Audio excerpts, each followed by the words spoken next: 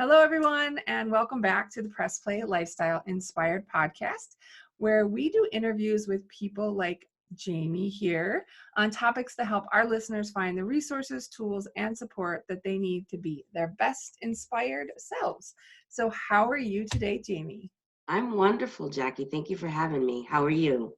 I'm good, other than being cold. It's sunny in Wisconsin, though, which it literally never is. So I'm going to praise for that one. I'm happy about the sunshine. Yes, I hear you. I'm in New Hampshire and it's definitely sunny here, but I always look at the sun through the, window and say you're a lie because it's 29 degrees outside. Exactly. It feels that way. It's so crazy. Well, thank you. I know you are so busy helping solopreneurs get their life together and their business together on a shoestring budget, which probably means you're having to charge some shoestring prices sometimes. So I know you're busy and I don't want to take up too much of your time today. So I just want to say thank you so much for being gracious with your time and coming on our podcast. I appreciate the opportunity so much. Thank you. Oh, thanks. So you've got a lot going on, my friend. I mean, just so much going on. Fixyourbusinessnow.com.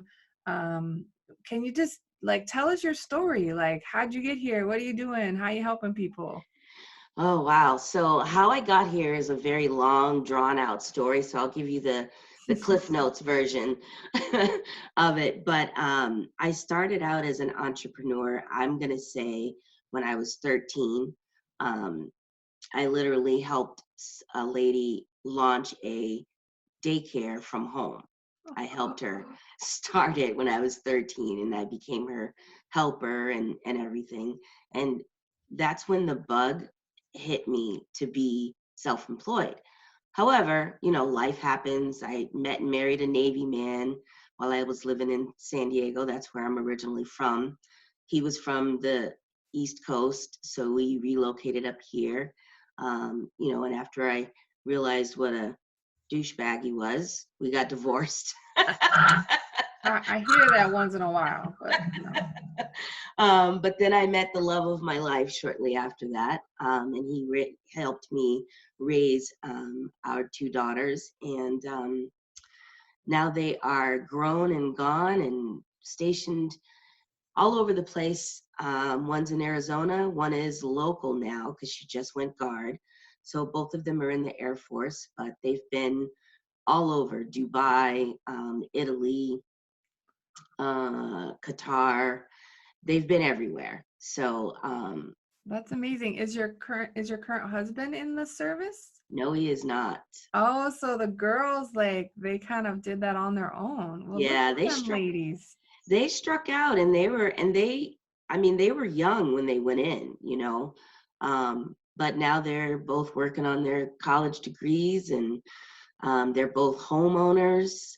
So Oh, how much that must make you so proud. yeah, it does. It makes me proud to know that even through our horrible custody battle that we went through, and the domestic violence that they witnessed, and all kinds of, challenging situations in their childhood, and they, in spite of all of that, they're still shining examples of strength. Oh, So you have to show this to them later. That's the most amazing compliment for your girls. yeah, they're amazing. Yeah. Well, Yeah, I often though it's the mess that we have and the challenges that we overcome that really guide us to our genius, right? They help us through and then we can help other folks do right, what they need to do. right. And your girls said, no, we are not going to get up. No, we are not doing it. We're going Right. to do our thing the right way. So Yeah. Yeah. that's a amazing testament to you as a mom. Oh, thank you. My youngest daughter, I say to her all the time, people look at scars as a negative, but if you think about it, a scar means you were stronger than whatever tried to hurt you. And if you think about a scar as toughening of the skin, and a scar on top of a scar on top of a scar is what you can stand on to help other people. Oh, that's beautiful. There's a Chinese Chinese or Japanese proverb that says that there's an art form of pot making, right? Insinuatory Where like they fill the cracks with with gold. gold. And I'm like, yeah, I'm more beautiful because of all my broken Because pieces. of my broken pieces. Absolutely. Because the cracks let the light in. Mm, yeah, So it's that's awesome. yeah, and So it's you a made it through all that though, right? So that's like crazy and a lot of stuff. And yep, you came out on top, and I you sure and did. your amazing husband of 18 years, I believe. Yep, And now you're helping other people fix their businesses. So how right. did that kind of come about from, all that crazy mess and raising three daughters to being Yeah, 13 again and right. starting up beautiful businesses with other folks? Yeah. So I worked for a large educational institution for about 6 years, and I bounced around within it for that time. And I was in tech support, I was in their disability services and admissions. And what I was seeing was the fact that people were so unhappy with what they were doing and not realizing that they had it within them to do what they wanted to do. People bought in to go to school, get debt, and get a job and retire. And they're still buying into it. And that's not the way life works now. Um, I feel like people are hesitant to take that leap, because they look at it as they look at self-employment as something big and scary, and they have to know all of these different things, and they're waiting for the perfect time and the right time. And what this last government shutdown showed me is that there's no time like the present. And if you do not prepare right now while things are really good, you are going to be in trouble when the recession hits. Even if it's just a slump, it's going to hit people very hard. And so you need to have a side hustle. You need to have a passion project. You need to have a business on the side that is profitable. And now is the time to learn and try and fail and get up and do it again. Because if you don't, relying on one source of income, one job, one company is a fool's plan, in my opinion. Yeah, it's interesting. So we do a lot of mindset work, and we both work in a similar industry. And I tell some of my coaching clients who are coaches, I always tell them, like, think of the job as just a big client. And what would happen if you lost your biggest client, right? Exactly. You want to make sure you have another client. Right. And I think that my husband talks about a lot now too. It's transitioned from, I think, when we were coming up and going to school and doing things, to be a much more gig-based economy, right? And so it's 100%. really not that unusual for people to just be like, no, I'm not working for someone else.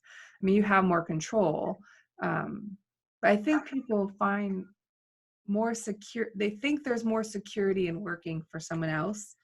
Um, but at the same time, everyone's path, like, you can have any path that gets you to where you need to be.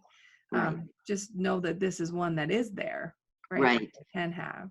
Right. And for me, even if you want to stay at your 9 to 5, that's fine. Yeah, But do you your need to thing. have a side hustle. You need to have different options. People say money doesn't buy you happiness, but it buys choices. And if you have enough money, then you have good choices rather than, do I pay my rent or get my medicine this month? Yeah. Those are not good choices. So you have to prepare for when, things get a little rough, and they will. Yeah. It's There's just the always, nature of the beast. you never know what the thing that makes it rough will be, but Exactly. we all hit curveballs Yeah, here and exactly. there. So Um, what I do with my different businesses. I have a print on demand business, Oh, okay. and it's blessings, lessons, and bling, because every t-shirt is either a blessing, a lesson, and they all have bling on them. So for instance, and they're very edgy. So one of my t-shirts, my favorite one, has a picture of a panther, and its gold eyes are really, really prominent. And it says, "Your first mistake was thinking I was weak." Yeah. And then there's, really, really inspirational ones that said, "You were not sentenced to this life, you were trusted with it." Oh, that's So, beautiful.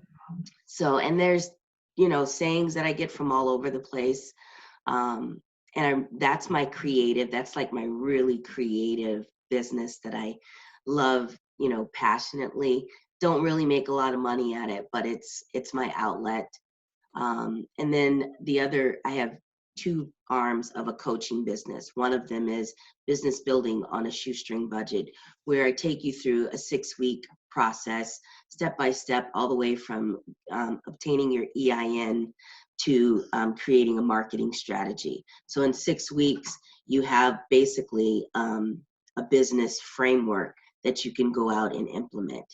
And then I check in with you, and we do some accountability calls, because I feel like that's one of the things that is greatly missing in the e-course craze that's going on right now. You can sell a $27 course all day long, but if the person is not being held accountable, the chances of them finishing that course are very slim. Yeah, I would agree. Well, and it's lonely, right? Like being a solopreneur, it starts with solo. It can be Exactly. very lonely, and finding a trusted advisor that holds your hand when sometimes you feel like hiding under your desk Right. may be what keeps you going versus, doing whatever it is you do when you're screwing off Right. and Right. avoiding work. And all of my clients say that as soon as they hire me, they get more done than they had previously. Because my first question is, wow, you've had this idea for a long time. Why haven't you implemented it? Then they're like, ouch. And they're like, because I'm always, Vince Reed is somebody that I follow. And I've followed him for about 2+ years now. And he is the one who really jolted me into saying, holy crap, I'm not doing what I'm supposed to be doing. Because in one of his videos, he says, you are where you are because of who you are. So if you want to be something different, you Do have something to different. do something different, but you also have to get other people involved who are different, because your brain has gotten you to where you are. So you have to get better tools. You Yeah. have to get different tools. So that's one of the things that I share with my clients is I say, you really have to take a leap of faith and know that if you had it within you to do this on your own, you would have done it already. Yeah. So, so that's the first arm of my coaching business. But then the third business, but the second arm of the coaching is really all about storytelling. And what I do is I have Zoom sessions with my clients, and I record a 2-hour interview, and I ask them all about their life, all about their childhood, and I say, tell me a story where you exhibited grit. And then they have to think about it. And, so then I take that 2 hours, I put it to music, I splice it up, I edit it, I add pictures that they send me, and then I package their story in a way that they never saw it before. And that helps their customers and their clients know them better. That's Because cool. I love it. It's easy to think that you've told your story, and then but you're telling your story through your filter. I'm telling your story through a non-filter. Right. And so their customers and their clients, when they see them in that different light, that's what creates that know, like, and trust factor. And it creates loyalty and creates a following instead of a one-time buy. Because everybody knows repeat customers is the lifeblood of business. That's a really cool like offering. Like how interesting, because I know like I'm in similar spaces, and a lot of the current products in the tell your story space are kind of like you had said, but they're like, all right, here's a video, watch this, now talk about yourself, or here's this brainstorm. And their value to that. I mean, I'm not saying Right. it isn't, but it's a unique way of like, that makes more sense where comment when we were preparing a little bit before our podcast. I think people are so much more natural when you just start asking them about themselves. They don't even know greatness is coming out. Exactly. Um, but having to like fill out the form and brainstorm, and you write different than you talk, or, you know, Right. I love that. That's Yeah. amazing. Yeah. I didn't even find that on when I was stalking you. So I have to improve my stalking skills, you know? It's actually not spelled out specifically because We don't want to tell them their secret sauce neither. right, right. And the other thing that I do is during our pre-interview session, I ask them about who their mentors are, who are some great customers. And then I reach out to those people on that client's behalf, and I get testimonials, and I get what I call truth bombs about that client.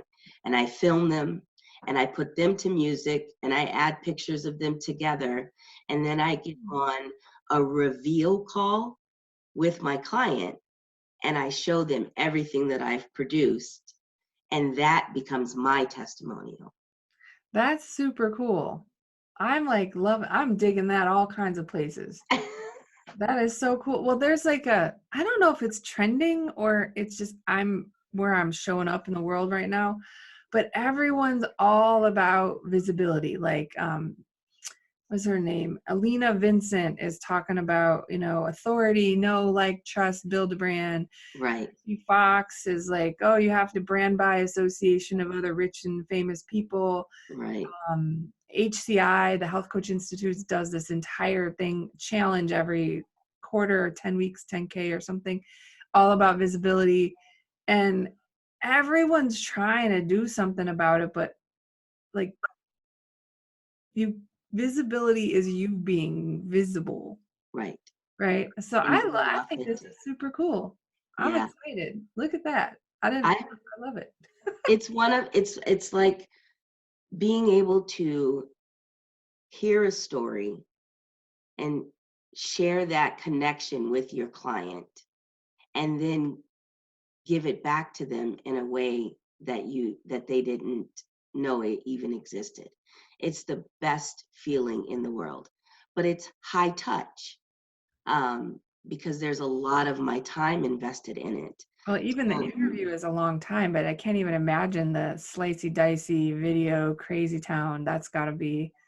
Video editing is actually fun, but it is laborious. yes, it's so labor intensive.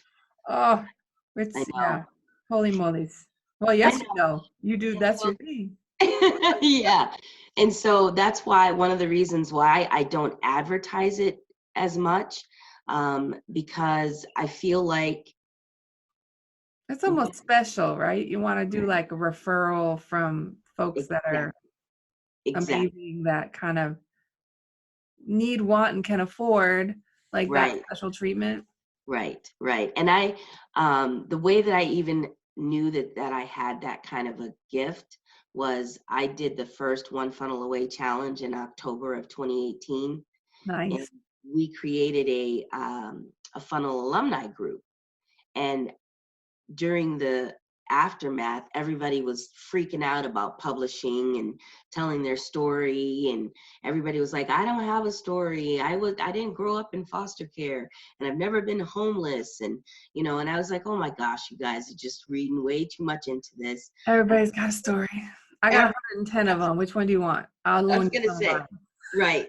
You want the 1970s story? Do you want the 80s Exactly. story? Do you want the child rearing? Do you want the two daughters 19 months apart story? Do you want the custody battle story? Your life. Forget. What do they say? Your masters were once a mess too. That's how you get to your journey, right? Right, right. My favorite proverb that my grandmother used to say all the time is, a sinner is a saint who got up. Ooh, I like your grandma. Yep. I'll write that down. Not All kidding. she's, yep. Thank you, grandma. A saint is a sinner who got up. So as long as you get up, you're a saint. So Aw. I just talked to someone in the big, huge ClickFunnels group who was saying he was struggling with sobriety, and he didn't feel like as an entrepreneur he could be open and honest about his struggles. And That's what I, people want though, right? They want to relate to a human being. that's what it's so needed, because the stigma and the shame surrounding it needs to go away. It needs to go away. And the only way it's going to go away is if people speak up and say, yes, I am struggling with this. I'm running a business, but I'm still struggling with this. People say life's not a destination, it's a journey. You have to enjoy the process. But what that means is you have to share the entire process and not just the highs, because technically it's in the valleys that we grow. It's not on the mountaintops. It's in the valleys that we grow. There's nowhere to go when you're on top. You're already standing up there. I would agree. I am one of the, like, I have a couple, I'm a very, very balanced person, very neutral in a lot of topics. I don't take huge, crazy stances, except for a few things. And one of them is about choices, like you said before. I'm about anything that allows other people choice. Even if I don't make the choice to use that right, I don't want to take it from you. And the other is, what we don't talk about, we bring about. And I just feel that so strong. Like, I've known so many women who have miscarriages, and then they didn't know that anybody ever did. And it's like 50% of women have miscarriages. Or someone had an abortion and really needed support, and nobody was there because their faith didn't believe that it was something. Or, they've been abused, or they're a survivor of domestic violence, or they've been hurt and some sexually assaulted. And they never, I'm literally, my mom told me about having an abortion when she was 13, not on a choice because she was 13. She was like 62 before she told me, and she said she literally had never spoke the words in her life. Wow. And so when we don't speak the words, everyone thinks they're alone in their pain. And what'd you say? If we don't show the cracks, there's no light that can come in. There's no light that can shine through. So I'm with you. And maybe this is your mission, right? That storytelling. If people can tell their stories, then other people, like, it's that like law of reciprocity, right? They feel obligated to share something of equal energy, right? Or so if you share something super happy, they share a happy moment. If you share this deep, dark, scary scar that you made out of, then people will share that back to you. And if you're a coach, if you're a consultant, and you're working on the deep stuff, you're going to have to give some of your stuff up. For sure. And for me, I don't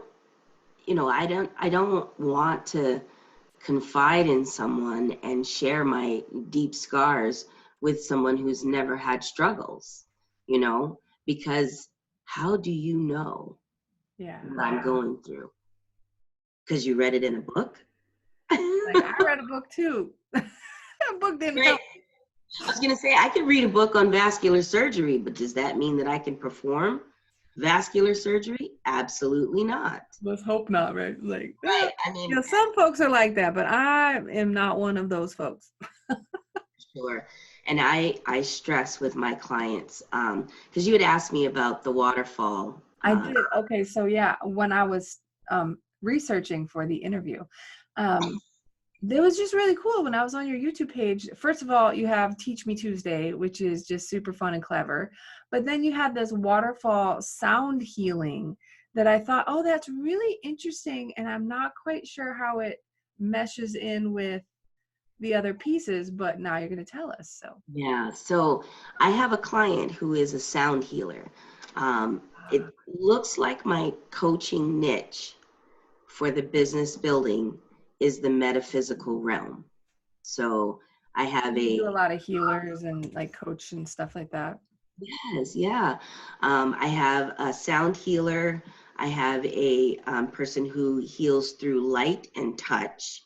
And then I have a person who helps people build things that help them heal. And what I mean by build things is crystal grids, altars, oh Oh, gosh. neat.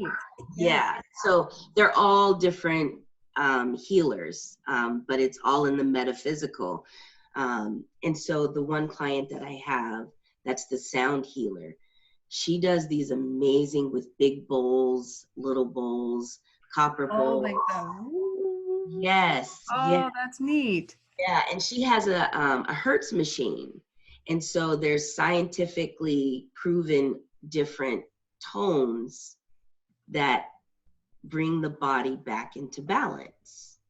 And so it's fascinating. So when she sent me that video of the waterfall, she wanted me to put it together with one of her grief healing sessions.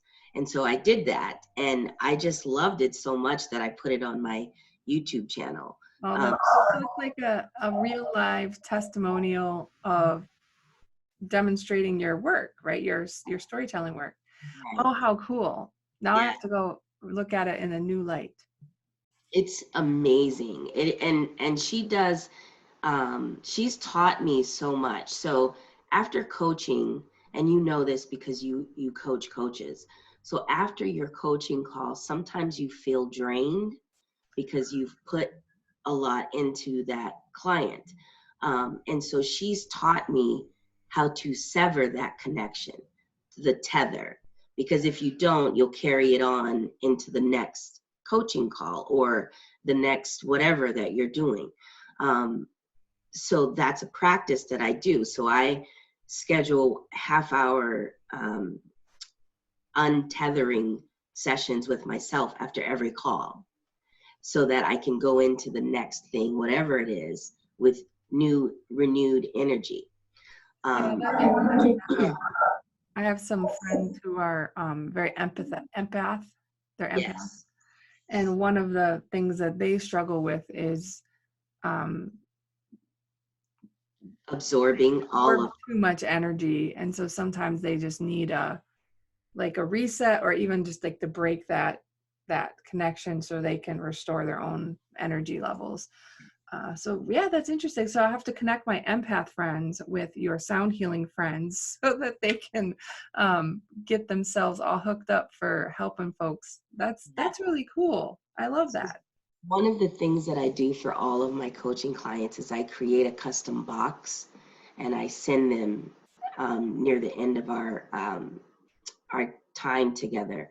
I send them a box, and in that box, there's all kinds of different things um, that are important to their journey, because it's important to me to teach women how to heal themselves and how to recognize self-sabotaging behaviors, and give them the tools to deal with that on their own. I don't want them to need me forever. I want them to be self-sufficient, because if you're self-sufficient and you understand that power, then what you're going to do inevitably is share it. Right. And so there's a ripple effect that happens. When you teach, you teach. When you teach, you teach. And so it's important to have some tangible things to remember just how badass you are. You came through that, and so I give them a t-shirt with their logo on it. I create a dream cloud with all of their affirmations that we've come up with. And I put it on a canvas, and so they get all of these things that are nice. specific to them. One of the things that I struggle with is people are so worried about their brand and their marketing and the recognition that they need, that they're forgetting that when you are marketing to someone, what's the one thing that that person loves to talk about more than anything? Themselves. Exactly. So Exactly. when you market to them, what you should be doing Just talking is about them. Yeah, I know. But I think it's like, it must just feel unnatural to them or something, right? I yes, mean, because you don't, like, they always tell you don't talk about other people, right? You only can talk about your own stuff, your own things you own. But if you're trying to sell your services or sell yourself, the best way to do that is not really be out there about you. Except for like your storytelling, but it's right. It's still a different. storytelling and a story that would help them get through something, not you shared it because you needed to know, like brain dump on somebody. Exactly. Yeah, that's amazing. I'm taken back by how many offerings and blessings that you are just sharing with the world. So in our show notes, just in case anyone's panicking, we're going to have all of your different resources in there. We're going to have the fixyourbusinessnow.com. We'll put in links. You've got a bunch of really great Facebook groups, the blessings, lessons, and bling. So we'll make sure we have all of those ways to reach out to you. Your YouTube channel, so they can check out the cool waterfall healing in the show notes. Is there anything you'd like to leave the audience with? Any kind of either like current thing you're working on, or even just a little like grandma's story of the saints and sinners? Anything we can part words with our audience on? Sure. Um, when you're looking for healing and you don't think that you have it within yourself, this is going to sound really silly, but get a dog. I love my doggies. Because a dog's unconditional love is something that will help you get out of bed, that will make you smile, that will make you laugh, that will help you see the beauty in the world. Because once you connect and love that dog, you're going to want to be a better person for that dog. And it sounds silly and I have a friend who's a author, and he's a ER physician. His first name's Byron, and like, so he's like, I was like, you write? And he was like, yeah. I was like, okay. He's in his late 70s, and his wife is gone, and he decided to retire. And I was like, you're retiring? He's like, yeah. I mean, he's like, things are starting to be, I shouldn't be cutting up on people anymore. I was like, okay. good call. Good I was call. like, good job, right? But he worked well past when other surgeons do. But he got a puppy, and I was like, a puppy? And he's like, well, yeah, I got to train it how to be good. He started a blog about Byron and his dog, because he's like, otherwise he's been so busy in doing his whole life, and he didn't have anyone left to love, or anyone left to love him. And so the dog changed he turned into he's already a neat guy, but just so much more loving. And he's blogging about his dog. We're reading about all of this. Like, this is so cool. So I'm with you. I believe it. I believe that you're right. Right. And the depression and anxiety that a lot of entrepreneurs in general go through because they are going through everything alone and trying to build this business, and it's difficult. You need to take that time to, like you said earlier, fill your cup.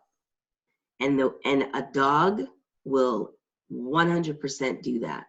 They will give you every ounce of love and attention that you need and want. Now, I'm not against cats, so please don't yell at me. If you're a cat person, awesome. Get a cat then. A nice cat, though, that doesn't like flip you off every morning.